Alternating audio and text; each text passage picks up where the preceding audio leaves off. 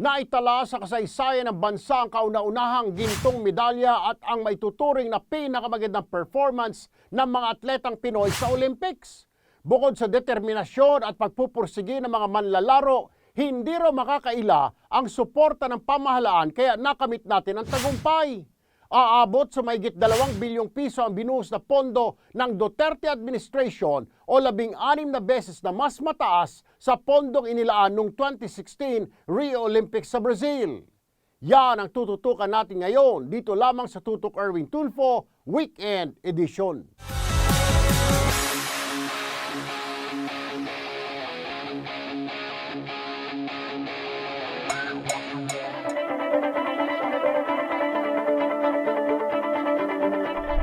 Bit-bit ng weightlifter na si Jinky ang mensahe ng kanyang idolo na si Olympic gold medalist Heidelin Diaz bago sumabak sa kanyang pinakamabigat na pagsubok. Sa 22 ng Agosto, tutulak din si Jinky sa Tokyo, Japan matapos swerteng mapasama sa maiksing listahan ng mga atletang Pinoy na sasabak sa 2021 Tokyo Paralympics. Actually, nag-ano nga siya sa akin eh. Nung nalaman niya na pasok ako sa Tokyo, nag-chat siya sa akin, sabi niya, congrats and good luck para sa laro mo. Yeah. Silver medalist si Jinky noong 2018 Asian Para Games sa Indonesia, kaya siya nag-qualify sa Paralympics. Katulad ni Heidelin, mabigat din ang mga kalaban niya, ang may hawak na world record mula sa China. Siyempre, happy ako para kay Heidelin, idol ko kasi yun eh. Tapos, siyempre, inspired talaga ako kasi nakakuha tayo ng gold. Sa akin naman, hindi ko ine-expect yung gold, pero gagawin ko yung best ko na para magka-medal tayo. Malaki naman ang panghihinayang ng triathlete at SEA Games gold medalist na si John Chicano dahil hindi siya nakaabot para mag-qualify ngayong 2020 Tokyo Olympics. Malaking dahilan daw ang pandemya kaya hindi siya napasama sa 19 na atletang Pinoy na naglaro sa Tokyo, Japan. Nanginayang din kasi kahit ma-represent mo lang yung bansa doon sa Olympics, masaya na sana. Na-cancel yung mga races abroad na kasama doon sa point system nila. Si Chicano ang unang Pinoy na nakasungkit ng gintong medalya nitong 2019 SEA Games na ginanap sa bansa. Pagkatapos ng panalo ni Chicano, nagsunod-sunod na ang medalya ng Pinoy, kaya naman tayo ang naging overall champion sa pinakahuling SEA Games. Determinado rin daw sila dahil kay Heidelin at iba pang Pinoy sa ipinakitang maganda sa Tokyo Olympics. Pagkakita ko talagang parang gusto ko mag-training agad eh. Nag-boost yung pakiramdam ko. Kaya pala. Tapos yun, nagpaplano agad kami para sa susunod na Olympics. Para sa coach ni John, malaking bagay daw ang suporta ng pamahalaan sa mga manlalaro. Kaya maganda naging resulta simula noong SEA Games, Asian Games at iba pang international competition hanggang sa Olympics. Malinaw na basta't may dedication, may suporta, kakayanin natin. Bilang matagal na rin po ako sa sports, nakailang administration na rin po ako.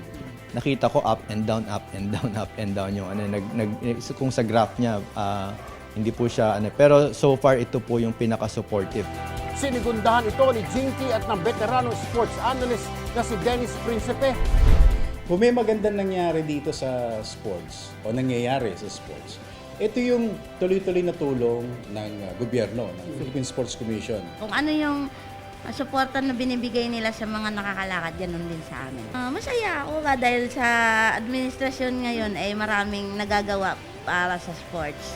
Pero iginiit ni Principe na ang pinakamalaking ambag at hindi matatawaran ay ang determinasyon na pagpupursige ng mga Pinoy athlete. With all due respect sa ating mga sports officials, malaking bagay dito na may pinaghugutan yung ating mga atleta. Hindi lamang si Heidelin, a good number of them, marami sa kanila nakausap ko, alam ko yung mga problema nila. Malaking bagay na meron silang pinaghugutan para maging matagumpay dito sa Olympics. Malaking tulong din ang mga ipinatayong bagong pasilidad sa bansa tulad ng world-class at state-of-the-art na New Clark City kung saan ginanap ang 2019 SEA Games. Marami na rin kaming naikot na facility na mga training camps po namin, halos mahigit mas maganda po yung nagawa po sa New Clark City. High standard, lalo na yung track oval, yung pool, naka-certify po ng FINA yan. So wala na po kami nga hanapin kompleto. Yung barracks, ang lilinis, ang gaganda. Pero ang hindi raw may tatanggi ay ang pagbuhos ng pondo ng Duterte administration para sa pag-iensayo at paghahanda ng mga atleta sa Tokyo Olympics. Maging ang international exposure ng mga manlalaro at ang pagbayad sa mga foreign coaches, pinondohan din ng pamahalaan. Simula 2016 hanggang kasalukuyan, pinaglaanan ng malaking halaga ang gastos para sa mga Olympiad. Up to today, umabot siya ng 2.7 billion. Bakit saan ginastos yan? Kasama na doon yung 100 athletes, more than 100 athletes na pinadala natin to other countries to qualify for Olympics. At not only when we say to qualify, many high-level competitions. No?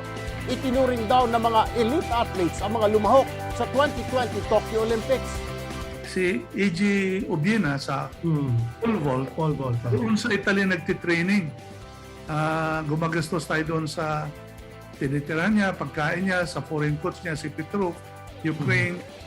Si Kaluyolo, gumagastos din tayo doon sa 2 foreign coaches na Hapon. Si Dylan Diaz, may 5 tao siya na ginagastusan natin sa Malaysia. Then may mga swimmers, track and field sa Amerika. Ayon naman kay PSC Commissioner Ramon Fernandez, malaking kontribusyon din ang foreign exposure ng mga atleta na pinondohan din ng pamahalaan. So nag-level up talaga yung mga atleta natin simply because of the exposure that they got playing in the top level tournaments abroad. Some of them were stayed abroad to train really and compete at the highest level. So yun lang. Ayon namang patulan ng mga opisyal ang puna sa kanila tulad umano ng reklamo na kulang pa rin ang suporta ng pamahalaan. Let's celebrate and enjoy the elusive goal for the past 97 years. Ang sportsman walang kulay eh. And the money spent for these athletes, money is people. So everybody, whether you're opposition, administration, so hindi namin pinapansin yan. The athletes never had it so good in this administration. Pero ipinagmalaki ni Ramirez na malaki rin ang naitulong ng pagiging malapit niya sa Pangulo. And one big support is I am part of the Duterte administration. No? I'm from Davao. I was one of those important person in the campaign of Duterte. So malamang yung aking rapport sa Presidente, kay Senator Bongo and others was a big factor in supporting, in having this financial support to the athletes on this administration. Dahil sa panalo ni Heidi Lin at iba pang mga atleta, nainiwala mga eksperto na simula pa lamang ito ng marami pang medalya. Nung nanalo si Heidelin Diaz, parang andali na. Parang before si Heidelin, parang imposible Olympics. Pero nung nanalo si Heidelin, hindi na tayo nagsasabi na imposible si Carlo Paalam, manalo pa, imposible si number 1 na makakalaban niya, no? Ngayon parang kaya natin 'yun, nakaya ni Heidelin, no? Kung magtutuloy-tuloy ang magandang nasimulan sa larangan ng palakasan, hindi raw malayo na mas maganda magiging resulta ng kampanya ng bansa sa mga susunod na kompetisyon, kabilang na ang nalalapit na 2022 Vietnam Sea Games at 2024 Paris Olympics.